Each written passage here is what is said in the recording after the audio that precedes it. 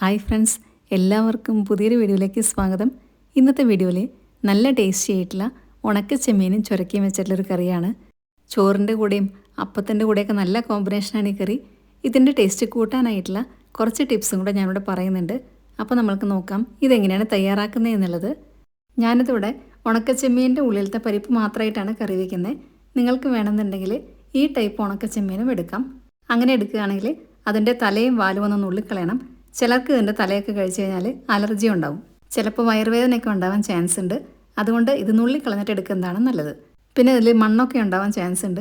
അതുകൊണ്ട് 3-4 പ്രാവശ്യം നല്ലപോലെ കഴുകിയെടുക്കുക. ഒരുപാട് നേരം വെള്ളത്തിലിടരുത്. പെട്ടെന്ന് തന്നെ കഴുകിയെടുത്ത് വെള്ളം പോകാനായിട്ട് വെക്കണം. ഞാനിപ്പോൾ ഇവിടെ നല്ലപോലെ കഴുകി ഇതിൻ്റെ വെള്ളമെല്ലാം കളഞ്ഞിട്ടാണ് വെച്ചിട്ടുള്ളത്. ഇനി കുറച്ച് ചെറിയ ഉള്ളി, കറിവേപ്പില, വെളുത്തുള്ളി, ഇഞ്ചി, തക്കാളി ഇത്രയും അരിഞ്ഞു വെച്ചിട്ടുണ്ട്. ഇനി വേണ്ടത് ഒരു ബോട്ടിൽ ഗാർഡാണ്. ഇതിന് ചില സ്ഥലങ്ങളിൽ ചുരക്ക അല്ലെങ്കിൽ ചിരങ്ങ എന്നൊക്കെ പറയാറുണ്ട്. ഇടത്തരം വലുപ്പത്തിലുള്ള ഒരു ചുരക്കയാണ് ഞാൻ എടുത്തിട്ടുള്ളത്. ഇതിൻ്റെ 2 സൈഡും കട്ട് ചെയ്ത് കൊടുക്കുക. എന്നിട്ട് നടുഭാഗം കൂടി കട്ട് ചെയ്ത് കൊടുക്കാം. അതിനുശേഷം തൊലിയെല്ലാം കളഞ്ഞെടുക്കുക. ചിലർ ഇതിൻ്റെ തൊലി മാത്രമേ കളയാറുള്ളൂ, ഉള്ളിലത്തെ സീഡൊന്നും കളയാതെ അങ്ങനെ കട്ട് ചെയ്ത് കറിയിലിടാറുണ്ട്. ഞാനിപ്പം ഇവിടെ ഉള്ളിലത്തെ സീഡും കൂടെ കട്ട് ചെയ്ത് കളയുന്നുണ്ട്. ഇനി ഇത് ചെറിയ കഷ്ണങ്ങളാക്കിയിട്ട് നുറുക്കിയെടുക്കാം. നമ്മൾ സാമ്പാറിനൊക്കെ നുറുക്കുന്നതിനേക്കാളും കുറച്ചും കൂടെ ചെറുതാക്കിയിട്ട് വേണം നുറുക്കാനായിട്ട്. ഇപ്പം ഞാൻ ചുരക്കയെല്ലാം ഇതേ വലുപ്പത്തിൽ കട്ട് ചെയ്തെടുത്തിട്ടുണ്ട്. ഇനി ഇതെല്ലാം കൂടെ വലിയൊരു പാത്രത്തിലേക്കിട്ട് കുറച്ച് വെള്ളമൊഴിച്ച് വയ്ക്കാം. ഇത് കട്ട് ചെയ്യുമ്പോൾ കറയൊക്കെ ഉണ്ടാവാൻ ചാൻസ് ഉണ്ട്. അതുകൊണ്ട് കുറച്ച് സമയം ഇത് വെള്ളത്തിലിട്ട് വയ്ക്കുക. അതിനുശേഷം വെള്ളമെല്ലാം കളഞ്ഞ് ഇത് വീണ്ടും കഴുകി ഒരു പാത്രത്തിലേക്കിട്ട് സൈഡിൽ മാറ്റി വയ്ക്കാം. ഇനി ഒരു മൺചട്ടി അടുപ്പത്ത് വെച്ച് 2 ടേബിൾ സ്പൂൺ വെളിച്ചെണ്ണ ഒഴിച്ച് കൊടുക്കുന്നുണ്ട്. ഇനി നമ്മൾ നേരത്തെ കഴുകി റെഡിയാക്കി വെച്ച ചെമ്മീൻ ഇതിനകത്തേക്ക് ഇട്ട് കൊടുക്കാം. വെള്ളമെല്ലാം നല്ലപോലെ കളഞ്ഞിട്ട് വേണം ഇട്ട് കൊടുക്കാനായിട്ട്. ഇനി ഇത് ചെറിയ തീയിൽ വറുത്തെടുക്കുക. ചെറിയ തീയാണെങ്കിലും മൺചട്ടി ആയതുകൊണ്ട് നല്ല ചൂടുണ്ടായിരിക്കും. ഈ സമയത്ത് കുറച്ച് കറിവേപ്പില കൊണ്ട് ഇട്ട് കൊടുക്കുന്നുണ്ട്. എല്ലാം കൂടെ 5 മിനിറ്റും കൂടെ വഴറ്റിയെടുക്കുക. ഇപ്പോൾ ഇതിവിടെ കറക്റ്റ് പാകമായിട്ട് വന്നിട്ടുണ്ട്. ഇനി നമ്മൾക്കിത് ചട്ടിയിൽ നിന്ന് എടുത്ത് മാറ്റി വേറൊരു പാത്രത്തിലേക്ക് ഇട്ട് വയ്ക്കാം. ഇനി അതേ മൺചട്ടിയിലേക്ക് തന്നെ നമ്മൾ നേരത്തെ അരിഞ്ഞു വെച്ച 2 ടേബിൾ സ്പൂൺ ഇഞ്ചി, വെളുത്തുള്ളി, 1/4 കപ്പ് ചെറിയ ഉള്ളി, കറിവേപ്പില ഇത്രയും ഇട്ട് നല്ല പോലെ വഴറ്റുക. ഞാനിവിടെ ഇതിപ്പം മീഡിയം ഫ്ലെയിമിലാണ് വെച്ചിട്ടുള്ളത്. ഇനി ഞാൻ നേരത്തെ പറഞ്ഞ പോലെ വെളിച്ചെണ്ണ ആവശ്യമാണെങ്കിൽ കുറച്ചും കൂടെ ഒഴിച്ചു കൊടുക്കാം. 1 ടേബിൾ സ്പൂൺ കൂടെ വെളിച്ചെണ്ണ ഒഴിച്ചു കൊടുത്തിട്ടുണ്ട്. എല്ലാം കൂടെ വീണ്ടും കുറച്ചും കൂടെ സമയം ഇളക്കി കൊടുക്കുക. ഇതൊരുപാട് ബ്രൗൺ കളറൊന്നും ആകേണ്ട ആവശ്യമില്ല. ഇപ്പോൾ ഇതിവിടെ കുറച്ചൊക്കെ വഴന്നു വന്നിട്ടുണ്ട്. ഈ ഒരു സമയത്ത് നമ്മൾക്ക് ഇതിനകത്തേക്ക് മഞ്ഞൾപ്പൊടി ഇട്ട് കൊടുക്കാം. 1/2 ടീസ്പൂൺ മഞ്ഞൾപ്പൊടിയാണ് ഇട്ട് കൊടുത്തിട്ടുള്ളത്. നമ്മൾ ഈ പൊടികൾ ഇട്ട് കൊടുക്കുന്ന സമയത്ത് തീ നന്നായി കുറച്ച് വെക്കണം, അല്ലെങ്കിൽ ചിലപ്പോൾ പൊടികളൊക്കെ കരിഞ്ഞു പോകാൻ ചാൻസ് ഉണ്ട്. അതും കൂടെ പ്രത്യേകം ശ്രദ്ധിക്കുക. ഇനി വേണ്ടത് മുളക് പൊടിയാണ്. 2 ടീസ്പൂൺ മുളക് പൊടി ഇട്ട് കൊടുക്കുന്നുണ്ട്. ഇനി നമ്മൾക്ക് ഇടാനുള്ളത് തക്കാളിയാണ്. മുളകെല്ലാം മൂത്ത് വന്നു കഴിഞ്ഞാൽ തക്കാളിയും കൂടെ ഇതിനകത്തേക്ക് ഇട്ട് കൊടുക്കാം. നല്ല പുളിയുള്ള ഒരു വലിയ തക്കാളിയാണ് എടുത്തിട്ടുള്ളത്. ഇനി തക്കാളിക്ക് പുളി കുറവാണെങ്കിൽ നമ്മൾ കറി ഉണ്ടാക്കുന്ന സമയത്ത് കുറച്ച് പുളി പിഴിഞ്ഞതും കൂടെ ഇതിനകത്തേക്ക് ഒഴിച്ചു കൊടുക്കേണ്ടി വരും. തക്കാളി ഒരുപാട് വെന്തുടയേണ്ട ആവശ്യമൊന്നുമില്ല. കുറച്ചൊന്ന് സോഫ്റ്റായി കഴിഞ്ഞാൽ ഇതിനകത്തേക്ക് 1 കപ്പ് തേങ്ങ ചിരവിയതും കൂടി ഇട്ട് കൊടുക്കാം. ഇനി എല്ലാം കൂടെ വീണ്ടും ഇളക്കി കൊടുക്കുക. തേങ്ങ നല്ലപോലെ ഒന്ന് ചൂടായാൽ മാത്രം മതി. ഞാനിപ്പോൾ ഇവിടെ ഗ്യാസ് ഓഫ് ചെയ്തിട്ടുണ്ട്. ഇനി എല്ലാം കൂടെ കുറച്ച് നേരം കൂടെ ഇളക്കി കൊടുത്തിട്ട് നമ്മൾക്കിത് വേറൊരു പ്ലേറ്റിലേക്ക് മാറ്റി കൊടുക്കാം. ഇനി നമ്മൾക്കിത് ചൂടാറുമ്പോൾ അരച്ചെടുക്കാനുള്ളതാണ്. ഞാനിവിടെ വേറെ പ്ലേറ്റിലേക്ക് ഇതിട്ട് വയ്ക്കുന്നുണ്ട്. അതിനുശേഷം നമ്മൾക്കിനി കുറച്ചും കൂടെ ചേരുവകൾ വഴറ്റിയെടുക്കാനുണ്ട്. അതിനായിട്ട് ഒന്നുകിൽ ഈ ചട്ടിയുടെ ചൂടാറിയതിന് ശേഷം കഴുകിയെടുക്കുക, അല്ലെങ്കിൽ വേറൊരു മൺചട്ടി വെച്ച് അതിനകത്തേക്ക് 1 ടേബിൾ സ്പൂൺ വെളിച്ചെണ്ണ ഒഴിച്ച് കൊടുക്കുന്നുണ്ട്.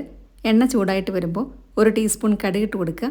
കടുകെല്ലാം നന്നായി പൊട്ടി വന്നതിന് ശേഷം 2 ടേബിൾ സ്പൂൺ ചെറിയ ഉള്ളി വട്ടത്തിലരിഞ്ഞാണ് ഇട്ട് കൊടുക്കുന്നത്.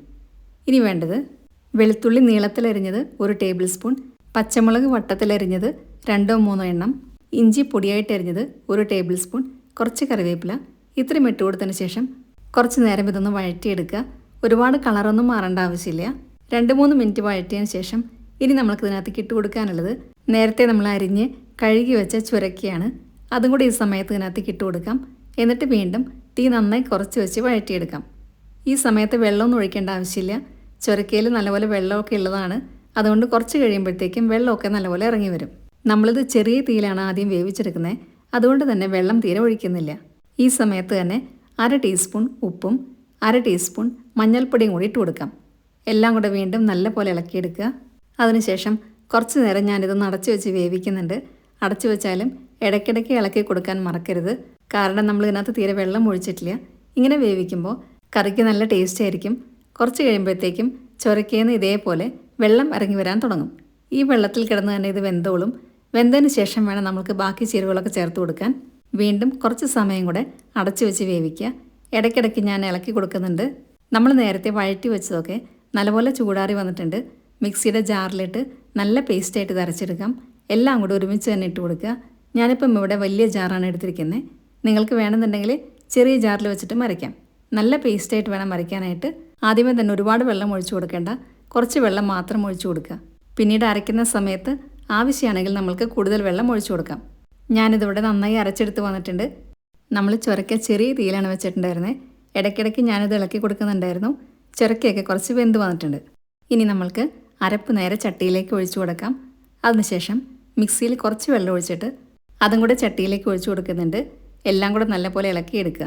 ഇനി നമുക്ക് ഫ്ലെയിം കൂട്ടി വയ്ക്കാം. ഈ സമയത്ത് ഇനി ഉപ്പ് ഇട്ട് കൊടുക്കേണ്ട ആവശ്യമില്ല. കാരണം നമ്മളിനി ഇതിനകത്തേക്ക് ഉണക്കച്ചെമ്മീൻ ഇട്ട് കൊടുക്കാനുണ്ട്. ഉണക്കച്ചെമ്മീനിൽ എന്തായാലും കുറച്ച് ഉപ്പുണ്ടായിരിക്കും. അതുകൊണ്ട് ഇപ്പം തന്നെ ഉപ്പിട്ട് കൊടുക്കേണ്ട ആവശ്യമില്ല. ഈ കറി കുറച്ച് നേരം തിളയ്ക്കുമ്പോൾ ഒന്നും കൂടി ഒന്ന് കുറുകി വരും. അതുകൊണ്ട് കുറച്ച് ചാറ് വേണമെന്നുള്ളവരാണെങ്കിൽ നിങ്ങൾക്ക് കുറച്ചും കൂടെ വെള്ളം ഒഴിച്ചു കൊടുക്കാം. ഇനി ഞാനിവിടെ നമ്മൾ നേരത്തെ വറുത്ത് വെച്ച ഉണക്കച്ചെമ്മീനും കൂടി ഇട്ട് കൊടുക്കുന്നുണ്ട്. എല്ലാം കൂടെ വീണ്ടും നല്ലപോലെ ഇളക്കുക. കറി തിളയ്ക്കുമ്പോഴാണ് ഉപ്പൊക്കെ നമ്മൾക്കിനി വേണോ വേണ്ടയോ എന്നുള്ളത് മനസ്സിലാവത്തുള്ളൂ. അപ്പോഴായിരിക്കും ഉണക്കച്ചെമ്മീൻ്റെ ഉപ്പൊക്കെ കറിയിലേക്ക് ഇറങ്ങുന്നത്. ഇപ്പോൾ ഇതിവിടെ കുറച്ചധികം കുറുകിയിട്ടാണ് ഇരിക്കുന്നത്. ഞാനിവിടെ കുറച്ചും കൂടെ വെള്ളം ഇതിനകത്തേക്ക് ഒഴിച്ചു കൊടുക്കുന്നുണ്ട്. അല്ലെങ്കിൽ പിന്നെ നമ്മൾ കറിയൊക്കെ ഓഫ് ചെയ്തിട്ട് കുറച്ച് നേരം കഴിയുമ്പോഴത്തേക്കും ഇത് ഭയങ്കര കട്ടിയായിട്ടിരിക്കും.